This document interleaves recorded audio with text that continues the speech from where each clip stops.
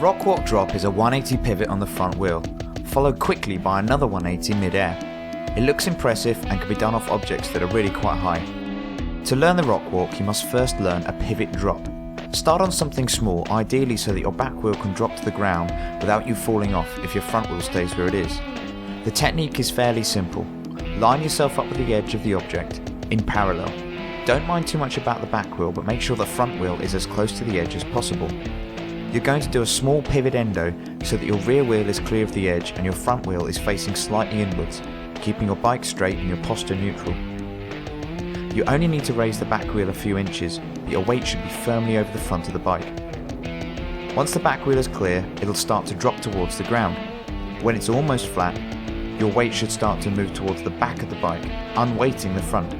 Now is the time to quickly pull the front wheel away and push the rear wheel towards the ground, ideally landing on your back wheel. The next stage is to increase the pivot, swinging your rear end out by around 90 degrees. This time, instead of just pulling the front wheel away, you'll also need to spin another 90 degrees by throwing your shoulders around as you pull. This should land a 180 degree turn. As you start feeling more confident and your strength builds up, you'll find you can increase your spin. To get a full 360, you'll have to start facing the object instead of parallel, which is a little daring but looks great.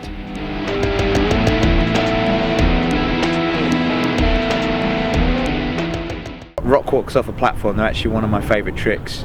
It was actually one of the first tricks I ever learned. Rock walk is a good move to use in the demos because crowd like a spinny move, but they also like heights. There's ways that you can build up to things. You can start small, find a couple of pallets, build up one by one. It will really build your confidence up.